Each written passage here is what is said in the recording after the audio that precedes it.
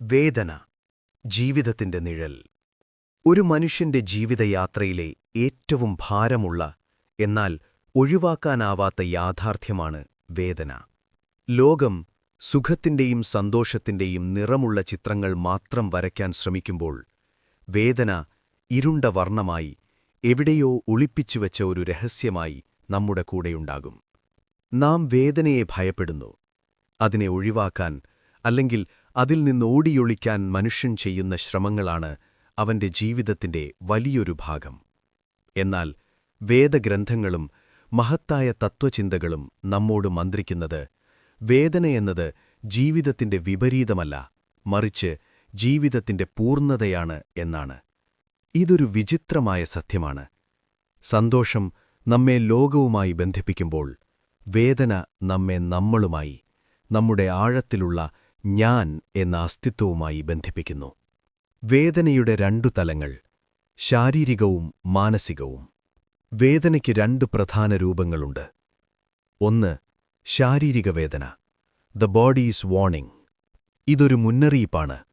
ശരീരത്തിന് എവിടെയോ പരിക്കേറ്റെന്നോ രോഗം ബാധിച്ചെന്നോ ഉള്ള പ്രകൃതിയുടെ സന്ദേശം. ഈ വേദനയെ നാം എളുപ്പത്തിൽ മനസ്സിലാക്കുകയും ചികിത്സിക്കുകയും ചെയ്യുന്നു. ഇതൊരു സിഗ്നൽ പോലെയാണ്, നമ്മുടെ ശരീരം കേടായ ഒരു യന്ത്രഭാഗത്തെക്കുറിച്ച് നമ്മെ അറിയിക്കുന്ന ശബ്ദം. രണ്ട്, മാനസിക വേദന, ദ സോൾ സ്കൾപ്റ്റർ. ഇതാണ് കൂടുതൽ നിഗൂഢവും കൂടുതൽ ആഴത്തിലുള്ളതുമായ വേദന. നഷ്ടം, ഒറ്റപ്പെടൽ, നിരാശ, വിശ്വാസവഞ്ചന, പരാജയം ഇവയെല്ലാം ആത്മാവിലേൽപ്പിക്കുന്ന മുറിവുകളാണ്. ശാരീരിക മുറിവുകൾ കാലക്രമേണ ഉണങ്ങും, എന്നാൽ മാനസിക വേദനയുടെ പാടുകൾ മായാതെ നിലനിൽക്കുകയും കാലക്രമേണ നമ്മുടെ വ്യക്തിത്വത്തെ രൂപപ്പെടുത്തുകയും ചെയ്യുന്നു. ഈ വേദനയാണ് മനുഷ്യനെ തത്വചിന്തകനാക്കുന്നത്. അവൻ ജീവിതത്തോട് ചോദിക്കാൻ തുടങ്ങുന്നു, എന്തുകൊണ്ട്? ഈ ദുരിതത്തിന്റെ അർത്ഥമെന്താണ്? വളർച്ചയുടെ താക്കോൽ, കംഫർട്ട് സോണിലെ വിള്ളലുകൾ. മനുഷ്യൻ സ്വയം നിർമ്മിച്ച സുഖസൗകര്യങ്ങളുടെ ഒരു കോട്ടയിലാണ് ജീവിക്കാൻ ഇഷ്ടപ്പെടുന്നത്. ഈ കോട്ടയ്ക്കുള്ളിൽ അവന് സുരക്ഷിതത്വം തോന്നുന്നു. എന്നാൽ ഈ കോട്ടയെ തകർക്കുന്ന, അതിൽ വിള്ളലുകൾ വീഴ്ത്തുന്ന ശക്തിയാണ് വേദന. എളുപ്പമുള്ള ജീവിതം. എളുപ്പമുള്ള ജീവിതം ദുർബലമായ മനുഷ്യനെ സൃഷ്ടിക്കുന്നു. അവിടെ ചോദ്യങ്ങളില്ല, വെല്ലുവിളികളില്ല, വളർച്ചയുമില്ല. വേദനയുടെ വെല്ലുവിളി. വേദന നമ്മെ അസ്വസ്ഥമാക്കുന്നു. അത് നമ്മെ എഴുന്നേൽക്കാൻ, ചിന്തിക്കാൻ, പ്രതികരിക്കാൻ നിർബന്ധിക്കുന്നു. നാം പുതിയ വഴികൾ തേടുന്നു, പുതിയ ശക്തി കണ്ടെത്തുന്നു, പുതിയ സത്യങ്ങൾ മനസ്സിലാക്കുന്നു. ഒരു മുള ഒരു വലിയ മരമായി മാറണമെങ്കിൽ അത് കഠിനമായ മണ്ണിനെയും പാറകളെയും ഭേവിച്ച് മുകളിലേക്ക് വരേണ്ടതുണ്ട്.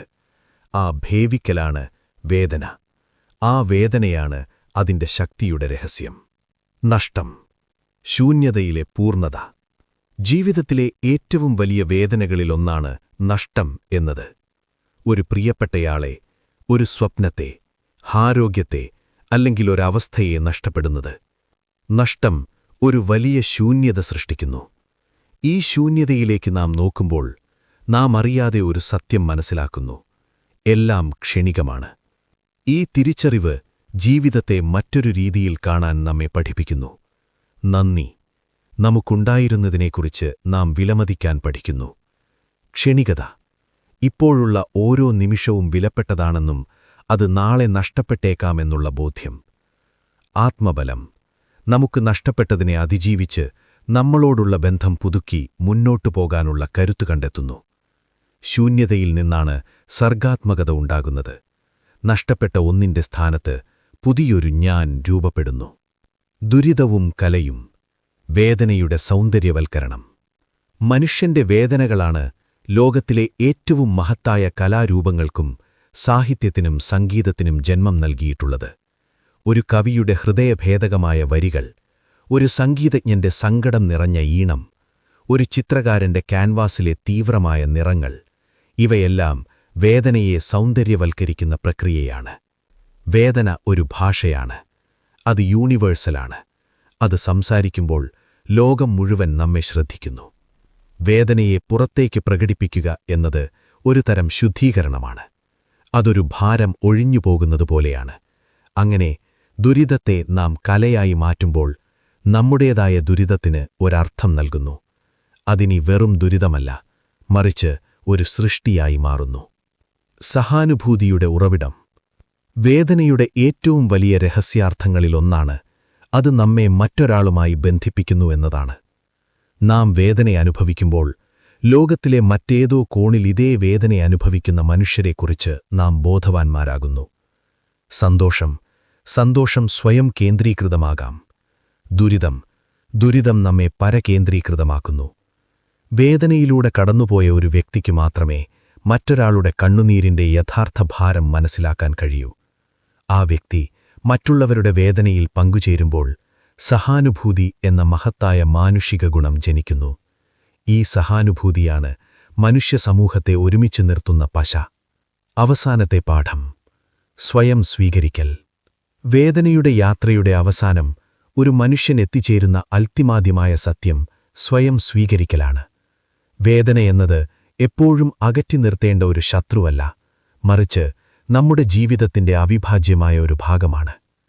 നാം നമ്മുടെ സന്തോഷത്തെയും വിജയങ്ങളെയും എങ്ങനെ സ്വീകരിക്കുന്നുവോ അതുപോലെ തന്നെ നമ്മുടെ വേദനകളെയും പരാജയങ്ങളെയും സ്വീകരിക്കാൻ പഠിക്കണം. ആ മുറിവുകൾ, ആ പാടുകൾ, അവ നമ്മുടെ ദുർബലതയുടെ അടയാളങ്ങളല്ല, മറിച്ച് നമ്മുടെ അതിജീവനത്തിന്റെ തെളിവുകളാണ്. നാം വേദനയെ ഭയപ്പെടാതെ അതിനെ ഒരു അധ്യാപകനായി അംഗീകരിച്ച് അതിലൂടെ സഞ്ചരിക്കുമ്പോൾ നാം മനസ്സിലാക്കുന്നു, ജീവിതം സന്തോഷം നിറഞ്ഞതല്ല, എന്നാൽ അത് അർത്ഥപൂർണമാണ്. ആ അർത്ഥം കണ്ടെത്താൻ നാം ആദ്യം വേദനയുടെ രഹസ്യാർത്ഥം തിരിച്ചറിയണം.